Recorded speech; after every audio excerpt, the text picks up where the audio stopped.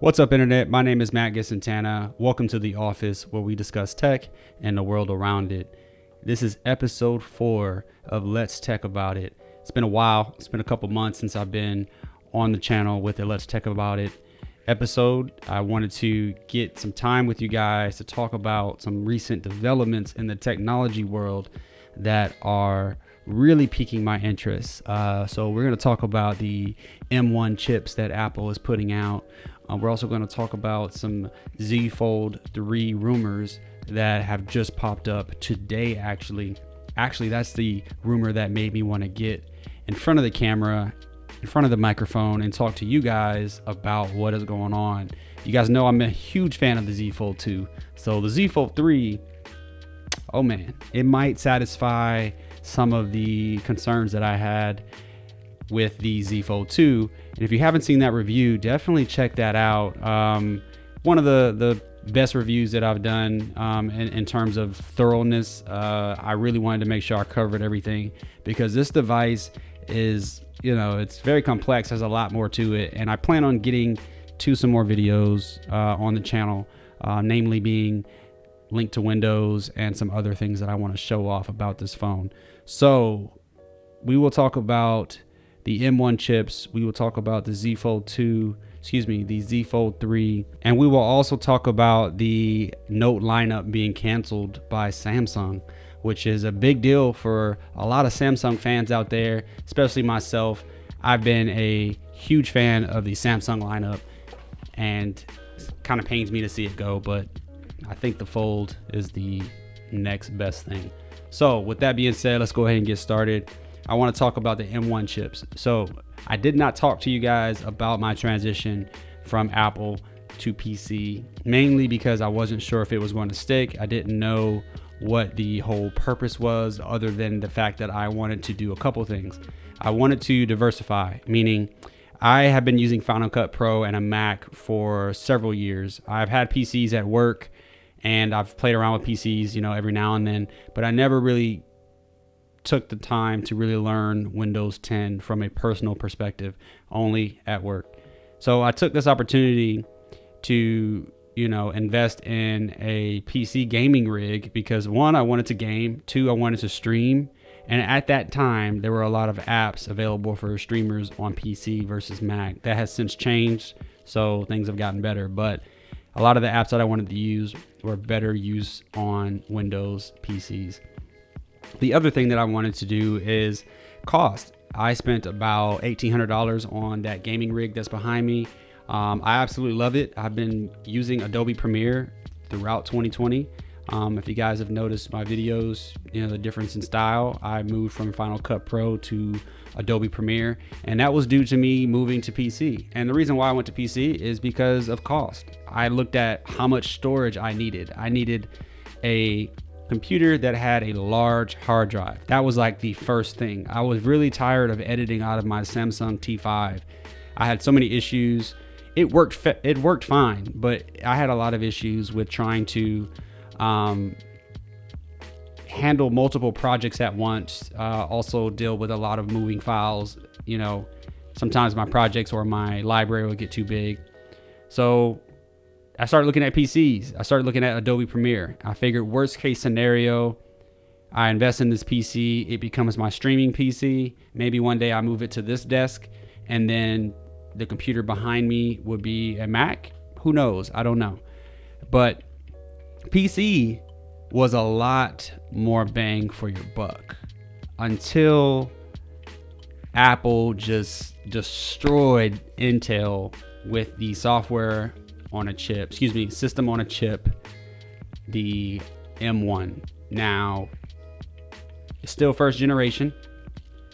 So the first round of M1 chips are in Mac Minis, MacBook Air, and the 13-inch MacBook Pro. You're getting a 7 or 8 core CPU, and you're getting a 7-core GPU, and I think up to 16 gigs of RAM. But the performance, is astounding. It is significantly better than most Macs and even PCs.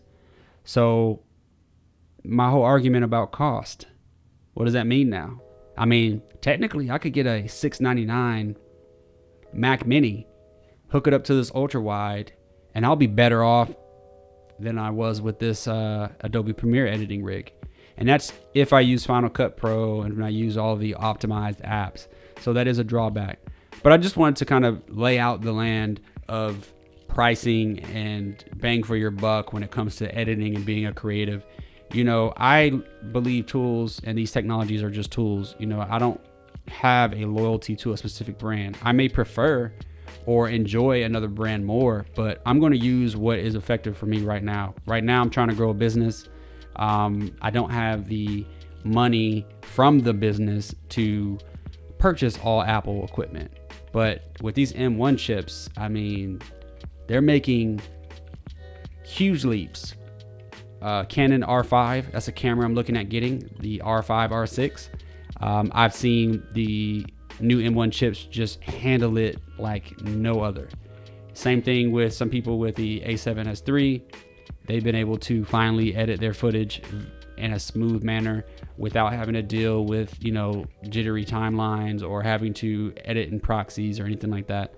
So if you don't know, let me back up for a second. Apple's newest innovation is a system on a chip, and it is a singular chip that has the RAM, the hard drive, the CPU, GPU, and it has some other cores and other chips inside of this one chip.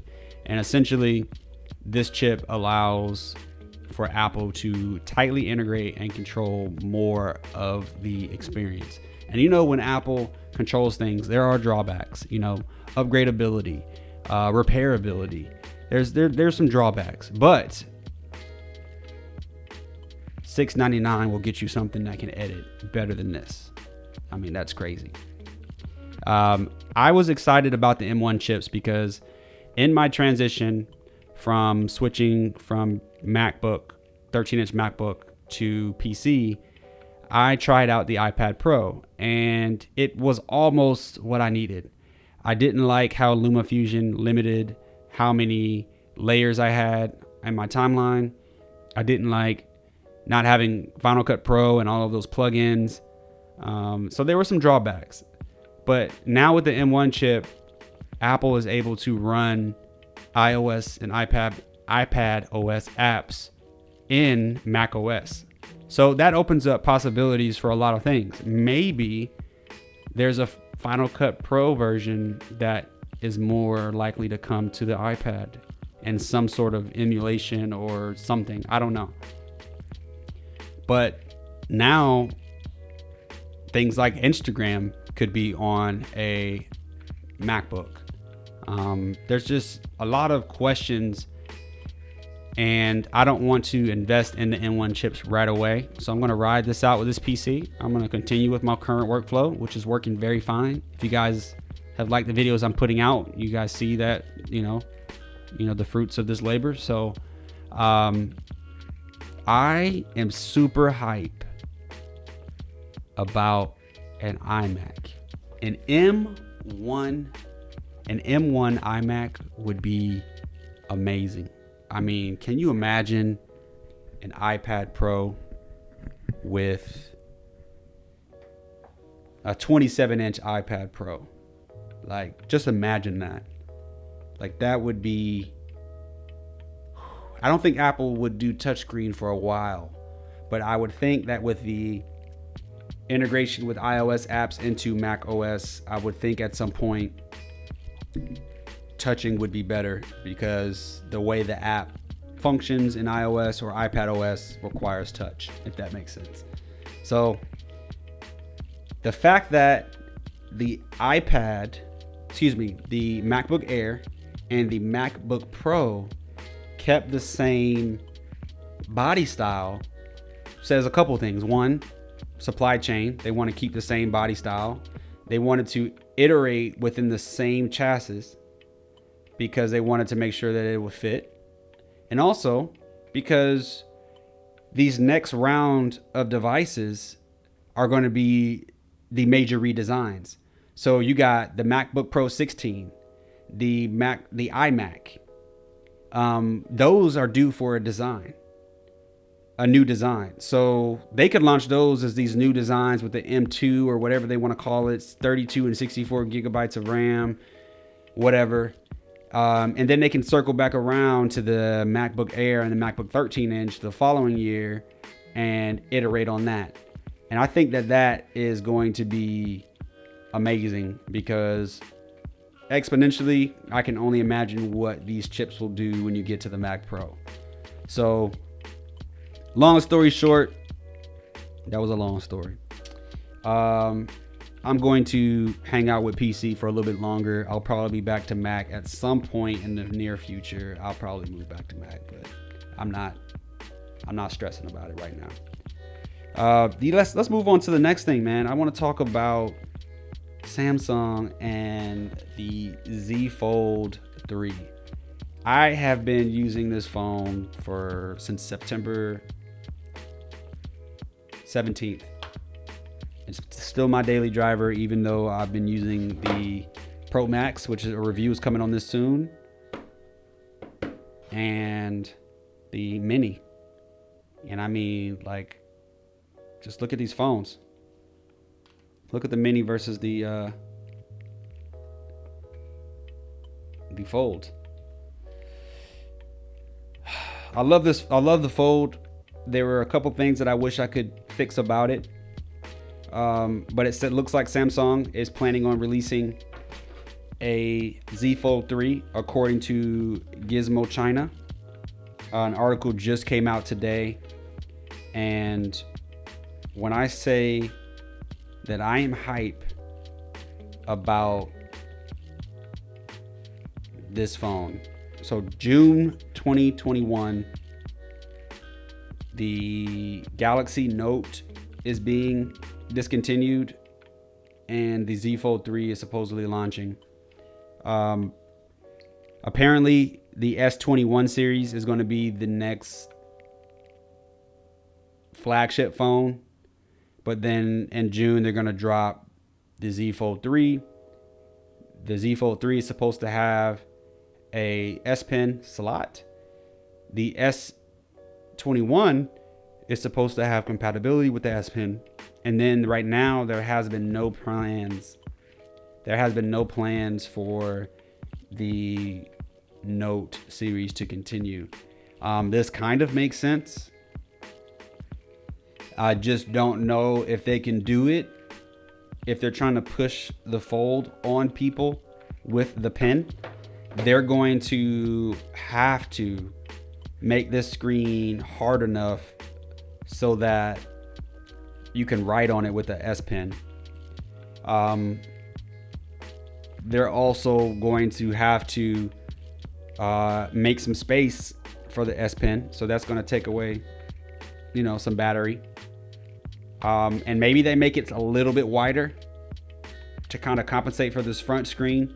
And then the rumor is that they're going to put a camera under the display for the front screen so that this whole screen is just edge to edge. So who knows? I mean, these are just rumors, but I am super hype about it. I will definitely be getting it. I don't think Apple's going to make one like this for at least 2, maybe 3 years. I would say the end of 2022 is probably when we'll see this in an Apple form. And who knows, because this is the new Note series, maybe they'll put better cameras in it. If they do come out with a Z Fold 3 and it has those specs, I think this might be the fastest iteration in any smartphone from year to year. I mean, what do y'all think? Drop a comment down below. Like, if they were to improve that much on the Z Fold 3 in comparison to the Z Fold 2, and then you go back to the Z Fold 1, have you ever seen a phone manufacturer improve the phone that much? I mean, wow. Hey Google, turn on the office light. I don't know why that happened. I think because of sunset. Anyways, and then the Note's being killed off, which, we all kind of knew that was coming. They stopped pushing it. They really stopped pushing it as a major device. I mean, I saw a couple commercials here and there, but it no longer has like the luster that it had anymore, that it had back in the day. And I think that the Fold is capturing that. They just have been testing the waters little by little. I've seen some marketing for the Fold 2, but I have yet to see one out in public. I mean, I'm the only one that I know with it. Well, guys, enough of me rambling. I hope all is well on your end. I will see you guys in the next videos, which will be the Pro Max review, as well as the iPhone mini review. And if you guys have any questions, definitely let me know down below in the comment section.